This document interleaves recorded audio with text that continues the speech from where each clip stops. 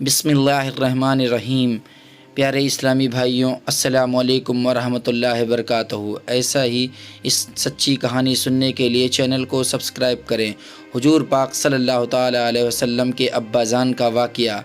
हज़रत मोहम्मद सल्लल्लाहु ताला अलैहि वसल्लम के वालिद का नाम हज़रत अब्दुल्ला था। वह बहुत ही खूबसूरत थे और बहुत नेक थे। हज़रत अब्दुल्ला के चेहरे पर एक नूर चमकता था जो इस बात का इशारा करता था कि यह एक ऐसे नबी के बाप हैं जो सारी दुनिया से गुमराही को ख़त्म करेंगे। एक दिन हज़रत अब्दुल्ला बाज़ार से गुज़र रहे थे कि एक बहुत मशहूर जादूगर औरत ने हज़रत अब्दुल्ला को अपने पास बुलाया। वह जादूगर औरत बहुत ज़्यादा खूबसूरत थी होने की वजह से लोगों में बहुत ही मशहूर थी।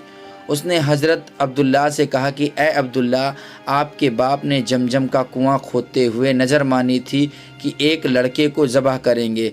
फिर तुम्हारा नाम आ गया, लेकिन तुम्हारी जगह 100 ऊँटों को ज़बह किया गया।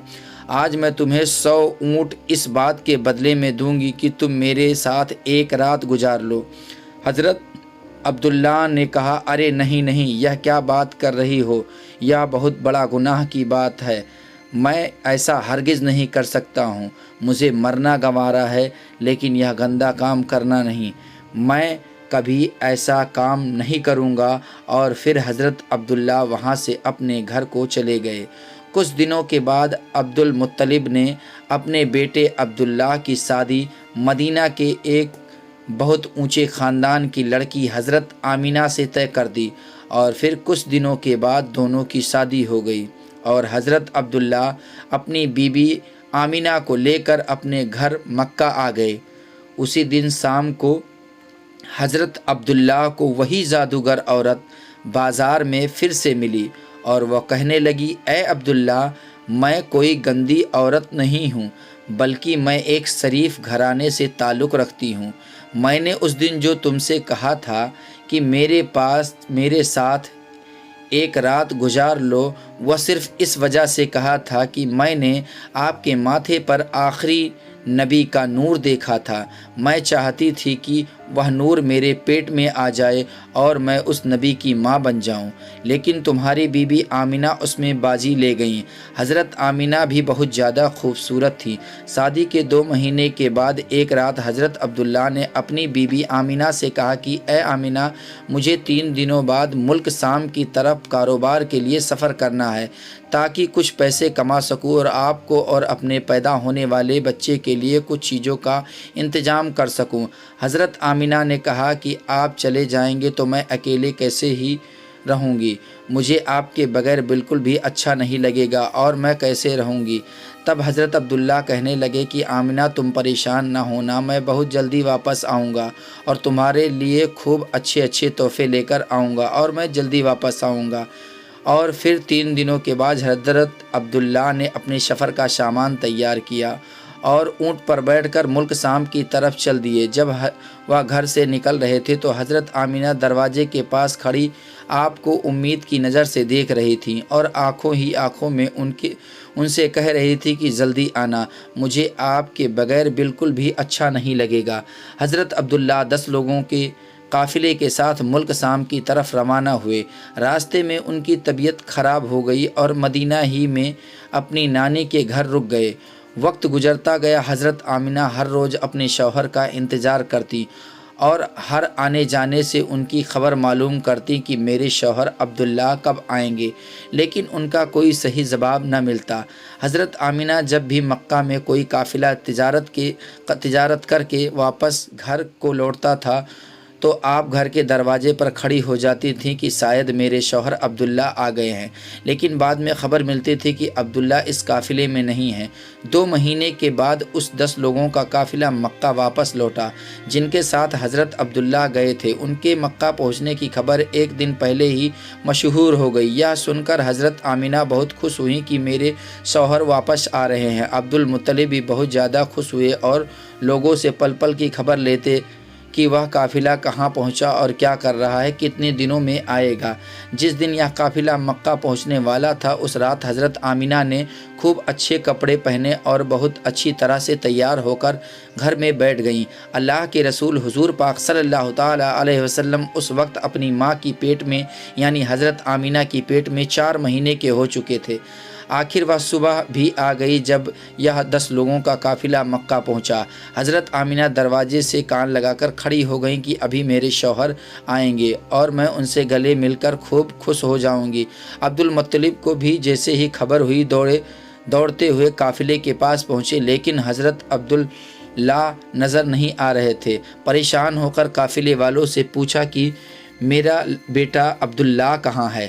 وہ نظر نہیں آ رہا ہے۔ جتنے بھی لوگ گئے تھے وہ تو واپس آ گئے لیکن میرا بیٹا نہیں دکھ رہا ہے۔ تو قافلے والوں نے جواب دیا کہ جاتے وقت مدینہ کے پاس راستے میں عبداللہ کی طبیعت خراب ہو گئی تھی، اس لیے وہ مدینہ ہی میں اپنی نانی کے گھر رک گئے تھے۔ اس کے بعد ہمیں نہیں پتہ اور ہم آگے تجارت کے لیے چلے گئے تھے۔ یہ سنتے ہی حضرت عبد المطلب نے اپنے بڑے بیٹے حارث کو کہا کہ اے بیٹا حارث، جلدی سے اپنا گھوڑا نکالو اور مدینہ کی طرف سفر کرو اور جا کر دیکھو کہ میرے بیٹے عبداللہ کی کیا حالت ہے، اور پھر جلدی سے آ کر مجھے عبداللہ کی خبر دو۔ حضرت آمینہ کا دل آج پھر سے ٹوٹ گیا۔ وہ امید باندھے بیٹھی تھی کہ آج میرے شوہر آئیں گے، لیکن اللہ کو نامنظور تھا، لیکن خبر تو کچھ اور پہنچی۔ ادھر حضرت حارث بہت تیزی سے اپنا گھوڑا مدینہ کی طرف دوڑایا۔ 3 دن کے سفر کے بعد وہ مدینہ پہنچے اور نانی کے گھر جا کر معلوم کیا کہ عبداللہ کہاں اور کیسے ہیں، تو آپ کو ایک دل کو دہلا دینے والی خبر ان کے کانوں میں پڑی۔ گھر والوں نے بتایا کہ حارث آپ کے بھائی عبداللہ کی طبیعت بہت زیادہ خراب تھی، انہیں دل کا دورہ پڑا تھا اور ان کی ابھی 1 مہینے پہلے وفات ہو چکی ہے۔ ہم نے انہیں نابیگا نام کی جگہ پر دفن کر دیا ہے۔ یہ سن کر حضرت حارث کی آنکھوں سے آنسو بہنے لگے، کیونکہ وہ بھی اپنے چھوٹے بھائی عبداللہ سے بہت محبت کرتے تھے۔ اور یہ خبر ملنے کے بعد حضرت حارث واپس مدینہ پہنچے اور اپنے والد عبد المطلب کو خبر دی، تو حضرت عبد المطلب کے ہوش اڑ گئے اور ان کی آنکھوں سے آنسو بہنے لگے اور اپنے بیٹے عبداللہ کی وفات کا غم برداشت نہ کر سکے، لیکن فوراً خود کو سنبھالا اور سارے لوگوں کو جمع کر کے کہا کہ اے لوگوں، میرے بیٹے عبداللہ کی بیوی آمینہ کو اس کی خبر ہونے نہ دینا، کیونکہ اس کے پیٹ میں عبداللہ کا بچہ ہے۔ میں چاہتا ہوں کہ میرے بیٹے عبداللہ کی نسل آگے چلے، وہ بے اولاد نہ رہے، اس کے گھر بھی ایک لڑکا ہو جو میرے عبداللہ کا وارث بنے۔ حضرت عبد المطلب نے صفا نام کی ایک دائی کو بلایا اور کہا اے صفا، تم آمینہ کو بہت سمجھا بجھا کر اور بہت تسلی دے کر پیار سے یہ خبر سنانا کہ ان کے شوہر کی وفات ہو گئی ہے، لیکن دھیان رکھنا کہ ان کے اوپر زیادہ بڑا صدمہ نہ لگنے پائے، کیونکہ ان کے پیٹ میں بچہ ہے۔ حضرت آمینہ گھر میں بیٹھی اپنے شوہر عبداللہ کا انتظار کر رہی تھی۔ وہ دیکھ رہی تھی کہ حارث اپنے چھوٹے بھائی عبداللہ کو مدینہ سے لے کر آتے ہی ہوں گے اور میرے شوہر عبداللہ ابھی مجھ سے ملنے گھر آئیں گے۔ اتنی دیر میں حضرت صفا گھر پہنچتی ہیں اور حضرت آمینہ کو اپنے پاس بلا کر کہتی ہیں کہ اے آمینہ، تم پریشان نہ ہونا، میں تم کو ایک بات بتانے آئی ہوں، تم خود کو سنبھال لینا اور زیادہ پریشان نہ ہونا، اپنے شوہر کی خاطر اور اپنے اس بچے کی خاطر جو تمہارے پیٹ میں ہے، خود کو سنبھال لینا، کیونکہ تمہیں صدمہ لگنے سے اس 4 مہینے کے بچے کو نقصان ہو سکتا ہے۔ پھر حضرت صفا نے حضرت آمینہ کو ساری باتیں بتائیں کہ تمہارے شوہر حضرت عبداللہ کی راستے جاتے ہوئے بہت زیادہ طبیعت خراب ہو گئی تھی، انہیں دل کا دورہ پڑا تھا اور مدینہ ہی میں ان کا وفات ہو گیا اور وہیں ان کو دفن بھی کر دیا گیا۔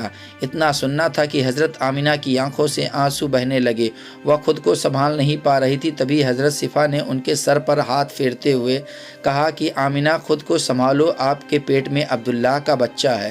حضرت آمینہ نے خود کو سنبھالا، لیکن ان کے اوپر اس بات کا ایسا غم ہوا کہ پھر وہ کسی سے مسکرا کر بات نہیں کرتی تھیں اور ہمیشہ خاموش رہتی تھیں۔ ایسے ہی دن گزرتے گئے۔ حضرت آمینہ ہر پل ہر وقت اپنے شوہر حضرت عبداللہ کو یاد کرتی تھی، لیکن پیدا ہونے والے بچے کی خاطر اپنے دل کو سنبھالتی رہتی تھی۔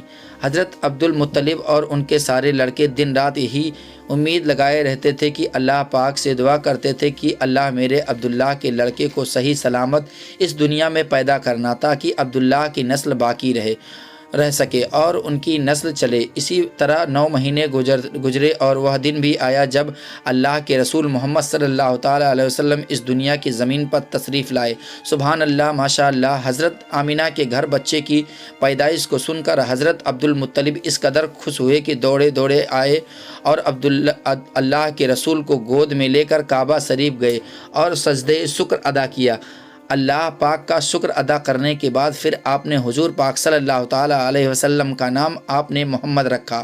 لوگوں نے جب یہ نام سنا تو کہنے لگے، اے عبد المطلب، یہ تم نے کیسا نام رکھ لیا؟ ہم نے تو آج تک ایسا نام نہیں سنا تھا۔ تب عبد المطلب نے کہا کہ اے لوگوں، تمہیں کیا پتا کہ میرے اس پوتے کی دنیا میں اتنی تعریف کی جائے کہ آج تک اتنی تعریف کسی نے نہ کی گئی ہو۔ حضرت عبداللہ کے سارے بھائی حضور پاک صلی اللہ علیہ وسلم کی پیدائش پر بہت زیادہ خوش ہوئے، یہاں تک کہ ابو لہب کو جیسے ہی اس کی نوکرانی نے آ کر یہ خوشخبری سنائی کہ ابو لہب تجھے بھتیجا مبارک ہو، تو ابو لہب اتنا زیادہ خوش ہوا کہ اس نے اپنی نوکرانی کو کہا کہ جا، آج سے تجھے اپنے بھتیجے کی پیدائش کی خوشی میں نے تجھے آزاد کر دیا۔ اے دنیا والو، حضور پاک صلی اللہ تعالیٰ علیہ وسلم کی پیدائش پر انسان تو انسان، فرشتے تو فرشتے، یہاں تک کہ جانور تک خوشیاں منانے لگے۔ مل کر خوشی مناؤ، سرکار آ گئے ہیں۔ بے شک، سبحان اللہ، ماشاء اللہ۔ اگر ابھی تک چینل کو سبسکرائب نہیں کیا ہے تو چینل کو سبسکرائب کر لیں، ویڈیو کو لائک کریں اور اپنے دوستوں کو یہ ویڈیو شیئر کریں۔ ملیں گے اگلے ویڈیو میں، تب تک کے لیے خدا حافظ۔